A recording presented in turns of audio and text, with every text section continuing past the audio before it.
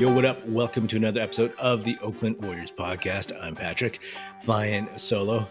So on Saturday, I'd recorded an episode, and then all of a sudden, as I was getting ready to post it, Jordan Poole, it was announced, signed a contract extension.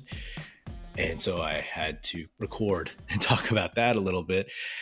And then later in the afternoon, early evening, it's announced that Andrew Wiggins signs a contract extension, which was actually a pretty big surprise going into the season. We're all thinking like maybe the Warriors will let this play out a little bit with Poole, Wiggins, Draymond in terms of their contract extension possibilities. You know, Poole, he was going to be a restricted free agent, and then Wiggins, he was going to be unrestricted, but there was no rush. And then Draymond, he has a player option, all that jazz. Obviously, the Warriors started wanting to sign Jordan Poole, especially after that Tyler Hero contract, because you just didn't want Poole's market rate to go even higher if he has a good season. And then the Draymond punching of Jordan Poole, that made it even clearer that like, yo, let's just take care of this now. But you figured that Wiggins and Draymond, like, you know, those contracts would be, you know, kicked aside, kicked down the road a little bit longer. And then they signed Wiggins. And Wiggins, I mean, love that guy, man. He took a pay cut to stay with the Warriors. You know, you see so many times guys saying, I love playing here or X team or whatever, X city. But ultimately, they want top dollar. Wiggins clearly made a different decision. He's always talked about how much he likes it in the Bay, loves playing for the Warriors organization after playing in a really, really dysfunctional Minnesota Timberwolves organization for a while where he was like the chosen one. He had to be the guy. There was a lot of pressure on him. And he won a title with the Warriors. So I can see why he would stay, but it's great that he took less. You know, it took less than probably he would have gotten on the open market. I don't know. I kind of doubt he would have gotten the max from anyone. But in terms of an extension that was greater than what he settled for, I mean, he got a 4-year, $109 million contract, whereas Poole got 4 years, 140. And, you know, just for reference, Tyler Hero got 4 years, 130. But, you know, we all know that Andrew Wiggins, he signed a huge rookie extension in Minnesota. So he made like $140 million so far in his career. So I get the reasoning for wanting to stay and have that security in the Bay because he's like 26, 27. He'll still be in his mid prime when his contract is over. And who knows? He might have another ring or two on his hand. So that would make it all worth it. And he could always like figure out what the state of things is when this contract is coming to a close and figure out like how the Warriors look, what his place on the team is, what the rest of the league, what the market is looking like. So props to Wiggins for doing that. And, you know, it was a shock to me. I'm sure to you too. But I think that it's a really, really, really savvy move by Bob Myers, Joe Lacob, Warriors brass front office. Here's why. You know, like after Poole got punched by Draymond, like I said, it was pretty much, in my opinion, a done deal that Poole was going to get signed before the Monday, October 17th deadline, largely because you didn't want that lingering and whatnot. But it feels like Lacob, Myers, etc., that they saw this opportunity to sign Wiggins and they took it. And what I mean by that is there was always this sense that like, oh, you can't lose Draymond, and that the fans and the media and like all of Dub Nation or whatever, they would lose it if you didn't sign him. So you sign Poole, you know, that's a done deal. But then when you're left with Wiggins and Draymond, they probably figured, and this is just conjecture, right? They probably figured that like, hey, let's sign Wiggins now so that we lock him up. And because let's be honest, like more so than ever in Draymond's career, there's like this sentiment that, you know what, like maybe we should move on from him at the end of the season, or he's not worth a max contract extension or whatever his max level would be. So instead of letting the Wiggins and Draymond contracts play out together during the season so that maybe there's some more awkwardness, and maybe this gives them a chance to just lock up Wiggins while kind of the public is down on Draymond, while they have this opportunity, so before Draymond can rehabilitate his value on the court and also rehabilitate his value in the court of public opinion. You know what I mean? Because say hypothetically, Wiggins didn't sign an extension, then you go into the season and then, looks like right now the team is okay, that they're moving forward, that they're putting this whole incident behind them. But say Draymond plays lights out, say maybe there's some like random incidents on the court or whatever, gets kicked out of a couple games, cost them a couple wins, whatever. But they ultimately end up with a title or an amazingly deep, heartbreaking playoff run. I don't know, whatever. So you're left with Wiggins and Draymond, and you're left with that choice. And by then, if Draymond is all good and people have forgotten this whole situation, then it becomes a very, very difficult decision in terms of how the public will perceive, right? Say you sign Wiggins then and then let Draymond go, you'll probably get more public backlash. So by doing it now, while they have the most, I guess, leverage, not necessarily against Draymond, but like with public perception, they have the most capital in that respect, then they lock it up. So now they have Wiggins and Poole signed. Fast forward to the same scenario where they go deep in the playoffs, win the finals, whatever. Then it's just a question of Draymond and Draymond only, not Draymond or Wiggins or Draymond or Poole. So those decisions are at that point going to be months in the past.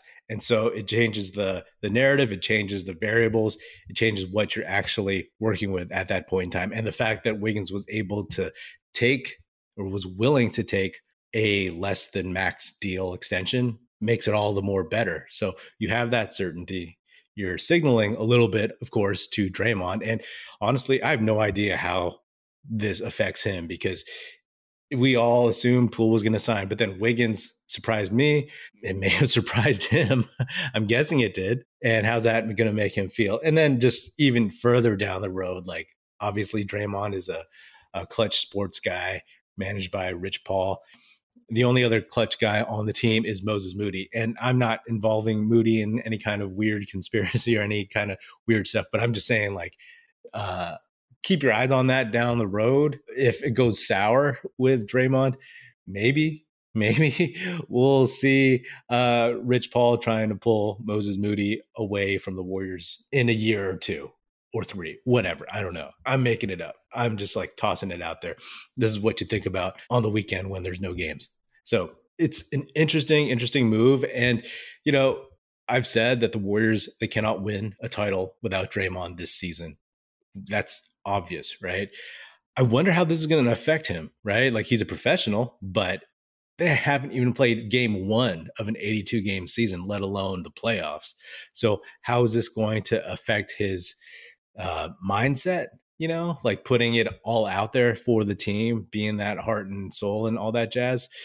Is it something where deep down the Warriors are just like, okay, let's see how this plays out, and then maybe at the end of the season they think that Draymond could sign for less? He has a player option for the 2023-2024 season. Does he want to pick up that option? Who knows? A lot has to play out. It is really, really hard to tell, but it's pretty clear to me that the Warriors were like, Wiggins, Poole, those guys are young. They're the future. They are the present as well. Let's be honest. Those guys are definitely the present. And also just making sure that they take the Wiggins contract issues out of any kind of equation down the road, right? So, like, again, it could have been like at the end of the season, Wiggins or Draymond, right? Wiggins or Draymond. But now I mean, I've read so many like negative comments about Draymond Green at this point, and not that they are unfair at all, but we're all disappointed in what happened, and this is the lowest that his kind of like perception has been amongst Warriors fans since the 2016 finals, right? And for a lot of folks, it's of course worse. So to me, this is where, if you want to talk Bob Myers and Joe Lacob having like that foresight, it's like, okay, hey, let's do this now and just take care of it. And then we'll deal with Draymond and his contract individually when the time comes. He can't be pitted against any other player in terms of, am I more important or less important than Poole? More important, less important than Wiggins?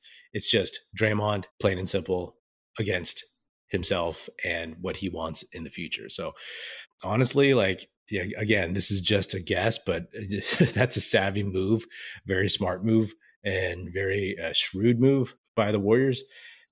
I'm happy to have those guys, tied to the Warriors for the next 4 years. And again, let's be honest, those contracts, they're assets, right? Those guys can be moved in the future. This doesn't mean that they're going to be there for 4 years. We all know that, and things change, things happen. The NFL action is in full swing at DraftKings Sportsbook, an official sports betting partner of the NFL. We're talking touchdowns, big plays, and even bigger wins. New customers can bet just $5 on any NFL team to win and get $200 in free bets if they do. Check this out. In addition to the usual bets, everyone can boost their winnings with DraftKings stepped-up same-game parlays. I think I'm going to have to put my money on Jimmy G and the Niners. To make things even sweeter, you can throw down on stepped-up same-game parlays once per game day all season long. Download the DraftKings Sportsbook app now and use promo code TBPN to get $200 in free bets if your team wins when you place a $5 bet on any football game. That's code TBPN only at DraftKings Sportsbook, an official sports betting partner of the NFL. Minimum age and eligibility restrictions apply. See show notes for details. And then also this season, we'll see, as I've said before, we'll see if Kuminga, if Wiseman can step up. Because here's the thing, like, they're going into this season, maybe like 2 months ago thinking like, okay, I'm just trying to improve and get better.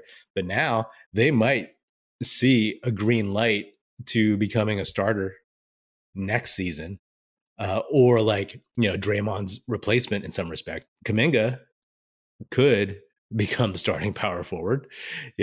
Maybe next year Wiseman. I mean, you assume that with a healthy Wiseman, the way he's looked just in the preseason, and if he continues to ascend during the season, that he will be the starter in 2023, 2024, right?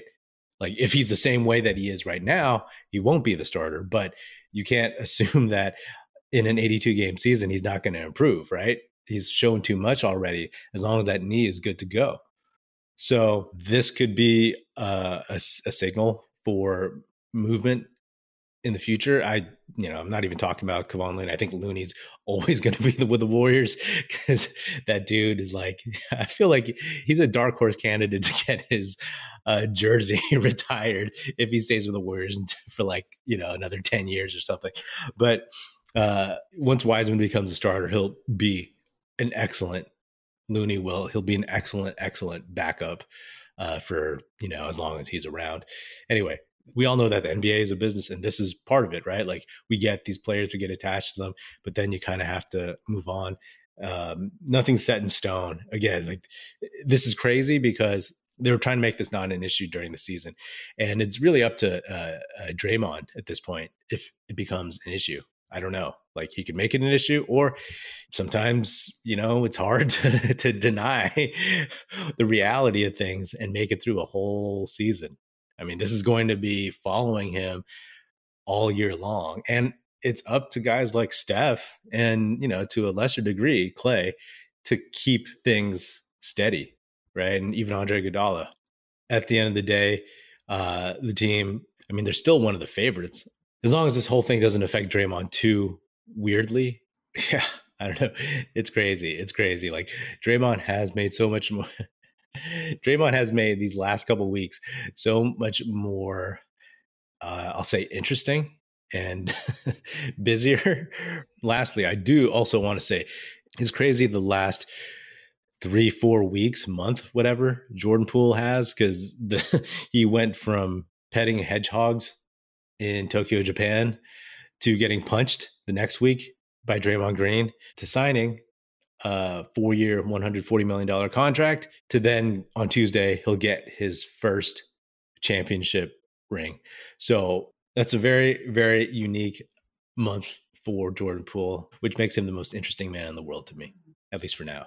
All right. Well, that is another episode of the Oakland Warriors podcast. Be sure to subscribe wherever you get your podcast. Feel free to hit me up on Twitter at Patrick Epino or at Oakland Warriors. Check out our YouTube channel where you can watch this episode, youtube.com/Oakland Warriors. Check us out at oaklandwarriors.com, and be sure to tell your fellow Warrior fan friends to tune in and listen. The Oakland Warriors podcast is produced by National Film Society and is a part of the Basketball Podcast Network.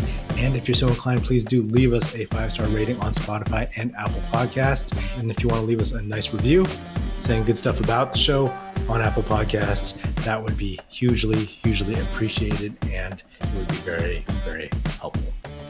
Thanks. That's it.